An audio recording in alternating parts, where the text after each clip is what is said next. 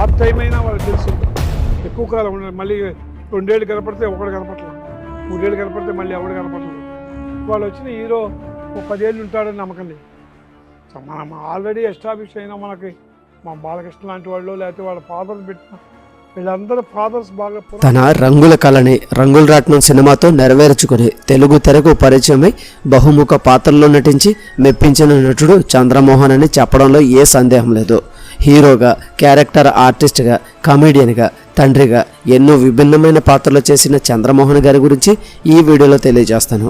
Video skip చేయకుండా చివరి వరకు తప్పకుండా చూడండి. 1945 మే 23న కృష్ణా జిల్లా పమిడిమోకుల గ్రామంలో జన్మించారు మల్లంపల్లి చంద్రశేఖరరావు అలియాస్ చంద్రమోహన్ గారు. 7వ తరగతి వరకు పమిడిమోకుల్లో చదువుకుని 8వ తరగతి నుండి 10వ తరగతి వరకు గుంటూరు జిల్లా అచ్చంపేటలోని జిల్లా పరిషత్ హై స్కూల్ తన చదువు పూర్తి చేశారు. ఆ తర్వాత అగ్రికల్చర్ మీద బాగా ఇంట్రెస్ట్ ఉండడంతో బాపట్లలోని వ్యవసాయ శాఖలో చేరి అగ్రికల్చర్ BSc కంప్లీట్ చేశారు. కాలేజీలో చదువుతున్న టైంలోనే చంద్రమోహన్ నాటకాలు వేసేవారు. గుంటూరు, బాపట్లలో ఈయన నాటకాలు ఎక్కువగా ప్రదర్శించేవారు. డిగ్రీ పూర్తి అవ్వగానే ఏలూరులోని అగ్రికల్చర్ ఆఫీసర్గా జాబ్ వచ్చింది. ఒక పక్క జాబ్ చేస్తూనే వీలున్నప్పుడల్లా నాటకాలు వేసేవారు. ఇక ఆ టైంలోనే అంటే 1964లో ఆదుర్తి సుబ్బారావు గారు డైరెక్ట్ చేసిన తేనె మనసులు అనే సినిమాకు నూతన నటీనటులు కావాలి అని పేపర్లో యాడ్ ఇచ్చారు. ఆ విషయం తెలుసుకుని చంద్రమోహన్కి చెప్పారు అతని స్నేహితులు. ఎన్ని నాటకాలు వేసినా నిన్ను ఎవరూ గుర్తించరు, సినిమాల్లో చేస్తే నీ నటనకు కష్టానికి మంచి గుర్తింపు వస్తుందని ఫ్రెండ్స్ ప్రోత్సహించడంతో చంద్రమోహన్ తన ఫోటోలను మద్రాసుగా పిలువబడే ఇప్పటి చెన్నైలో ఉండే ఆదుర్తి సుబ్బారావు గారికి పంపించారు. కొన్ని రోజుల తర్వాత వెంటనే చెన్నైకి రమ్మని ఉత్తరం ద్వారా రిప్లై వచ్చింది. దీంతో ఎంతో ఆనందిస్తూ చెన్నైకి వెళ్లారు చంద్రమోహన్.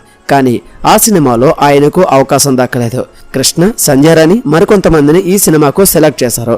ఇక ఇంకొక అవకాశం కోసం ఎదురు చూస్తున్న చంద్రమోహన్ గారికి కన్నె వయసు అనే సినిమాకు నూతన నటీనటులు కావాలి అని మళ్ళీ పేపర్ యాడ్ ఇచ్చారు ఆదుర్తి సుబ్బారావు. చంద్రమోహన్ గారు నిరాశ పడకుండా మళ్ళీ ఫొటోస్ను పంపించడం, మళ్ళీ చెన్నైకి రమ్మని ఉత్తరం రావడం, చెన్నై వెళ్లి ఆడిషన్స్ ఇవ్వడం జరిగింది. కృష్ణంరాజు గారు లాంటి నటులకు పోటీ ఇవ్వలేక మళ్ళీ వెనుతిరిగారు చంద్రమోహన్. రెండో ప్రయత్నంలో కూడా నిరాశ మిగిల్చడంతో సినిమాలు వద్దనుకుని ఏలూరులో తన ఉద్యోగాన్ని కొనసాగిస్తున్న టైంలో చంద్రమోహన్ నాన్నగారు చనిపోవడంతో కుటుంబ బాధ్యతలన్నీ చంద్రమోహన్ గారిపై పడ్డాయి. సినిమాలో ప్రయత్నిస్తున్నాడని తెలుసుకున్న చంద్రమోహన్ గారి అమ్మగారు చంద్రమోహన్ ని మందలిస్తూ సినిమాలోకి వెళ్లి చెడిపోవద్దురా శేఖర్, నీకు 2 చెల్లెళ్ళు ఉన్నారు, వాళ్ళకి పెళ్లిళ్ళు చేయాల్సిన బాధ్యత నీదే, చక్కగా ఉద్యోగం చేసుకుంటూ ఇంటి పట్టునే ఉండు అని అనగానే చంద్రమోహన్ గారు అమ్మ మాటని గౌరవించి సినిమాలు పక్కన పెట్టి పెళ్లి చేసుకుని సెటిల్ అవుదామని నిర్ణయించుకున్నారు. అయితే ఇక్కడే ట్విస్ట్ ఎదురైంది. సినిమా ఛాన్స్ కోసం ఆదుర్తి సుబ్బారావు గారికి పంపిన ఫొటోస్ బిఎన్ రెడ్డి గారు చూసి రమ్మని లెటర్ రాశారు. చంద్రమోహన్ గారు మళ్ళీ నేను చెన్నైకి వచ్చి మోసపోలేను అని చెప్పడంతో నేను బెజవాడ వస్తున్నా, వెల్కమ్ హోటల్లో కలువు అని అన్నారు. భావనను ఎంటబెట్టుకుని చంద్రమోహన్ గారు వెళ్లి బిఎన్ రెడ్డి గారిని కలిసి ఆడిషన్స్ ఇచ్చారు. బిఎన్ రెడ్డి గారు షర్టు విప్పించి ఫిజికల్ ఆడిషన్ చేయించారు. అప్పట్లో చంద్రమోహన్ గారు జిమ్ బాడీతో ఉండేవారు. మీరు రంగుల రత్నం అనే సినిమాలో చూస్తే ఆయన ఎంత ఫిట్గా ఉండేవారో మీకే తెలుస్తుంది. అక్కడ ఆడిషన్స్ అయ్యాక బిఎన్ రెడ్డి గారు మీరు ఒకసారి చెన్నైకి రాగలరా అని అడగ్గా సండే అయితే రాగలను అని అనడంతో అలాగే రండి అని బిఎన్ రెడ్డి గారు ఓకే చెప్పి వెళ్ళిపోయారు.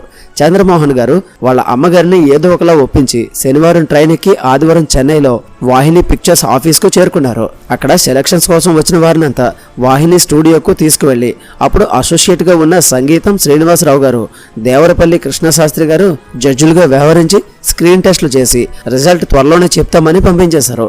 నెల రోజుల తర్వాత బెజవాడలోని వాహిని పిక్చర్స్ డిస్ట్రిబ్యూషన్ ఆఫీస్కి చంద్రమోహన్ రంగుల రత్నం మూవీకి హీరోగా సెలెక్ట్ అయినట్లు లెటర్ వచ్చింది. వాళ్ళ బావగారి ద్వారా ఈ విషయం తెలుసుకున్న చంద్రమోహన్ గారికి ఏం చేయాలో అర్థం కాలేదు. ఒక పక్క హీరోగా సెలెక్ట్ అయ్యాను అన్న సంతోషం, మరొక పక్క సినిమాలోకి వెళితే ఉన్న ఉద్యోగం ఎక్కడ ఊడిపోతుందో అన్న భయం. మెడికల్ లీవ్స్ అయితే నెల రోజుల పాటు తీసుకోవచ్చు అని ఫ్రెండ్స్ ఇచ్చిన సజెషన్తో లీవ్కి అప్లై చేసి ఇంట్లో అమ్మను బ్రతిమాలి చెన్నై వెళ్లి రంగుల రత్నం సినిమాలో నటించారు. ఆ సినిమాలో వాణిశ్రీ గారు చంద్రమోహన్ గారికి జోడీగా నటించారు. 1966లో వచ్చిన ఈ సినిమా ఇద్దరికి పెద్ద సక్సెస్ నిచ్చింది. అప్పటి వరకు చెలికత్తల క్యారెక్టర్ వేస్తున్న శ్రీవాణికి 10 ఏళ్ల పాటు తిరుగులేని హీరోయిన్ చేసింది ఈ సినిమా. ఇక ఈ సినిమా తర్వాత చంద్రమోహన్కి కూడా బాపు గారు తీసిన బంగారు పిచ్చుక, సుఖ దుఃఖం లాంటి వరుస ఆఫర్లు రావడంతో ఉద్యోగానికి రిజైన్ చేసి ఫుల్ టైం సినిమాని వృత్తిగా మార్చుకొని చెన్నై వచ్చేశారు. ఏఎన్ఆర్ గారితో ఆత్మీయులు, చలం ఫ్రెండ్, సంబరాల రాంబాబు, శోభన్ బాబు గారితో కలిసి జీవన తరంగాలు, గంగా మంగా లాంటి సినిమాల్లో క్యారెక్టర్ ఆర్టిస్ట్ గా చేసి మంచి నటుడిగా గుర్తింపు తెచ్చుకున్నారు చంద్రమోహన్. ఒక సినిమా హీరోగా చేస్తే 3 సినిమాలు క్యారెక్టర్ ఆర్టిస్ట్ గా చేసేవాళ్ళు. ఎందుకంటే చంద్రమోహన్ గారు పొట్టిగా ఉన్నందుకు ఆయనకు హీరోగా వచ్చే క్యారెక్టర్స్ తక్కువగా ఉండేవి. ఇక కె విశ్వనాథ్ గారు చంద్రమోహన్ గారికి అన్నయ్య అవుతారు. ఈ విషయం ఆయన డైరెక్ట్ చేసిన కాలం మారింది సినిమాలో చంద్రమోహన్ గారు హీరోగా నటించే వరకు ఇద్దరికి తెలియదు. ఇక ఈ సినిమా తర్వాత నుంచి వీళ్ల మధ్య సోదరభావం కన్నా స్నేహభావం ఎక్కువైంది. అప్పటి నుండి విశ్వనాథ్ గారి డైరెక్షన్లో సిరిసిరి మువ్వ, ఓ సీత కథ, సీతామహాలక్ష్మి, శంకరాభరణం లాంటి ఎన్నో సినిమాలు నటించారు చంద్రమోహన్. అప్పట్లో అంతటి క్రేజ్ ఉండేది చంద్రమోహన్ గారికి. అతిలోక సుందరి శ్రీదేవి కూడా రాఘవేంద్రరావు గారి డైరెక్షన్లో వచ్చిన 16 ఏళ్ల వయసు సినిమాతో ఇండస్ట్రీకి పరిచయం అయ్యారు. ఇక శ్రీదేవి ఎంతటి స్టార్ హీరోయిన్ అయిందో ప్రత్యేకంగా చెప్పాల్సిన అవసరం లేదు కదా. తాయారమ్మ, బంగారయ్య సినిమాలో చిరంజీవితో సరి సమానమైన పాత్రలో నటించారు చంద్రమోహన్. ఇలా అప్పట్లోనే ఎన్నో మల్టీ స్టారర్ మూవీస్లో చేసిన ఘనత చంద్రమోహన్ గారికే ఉంది.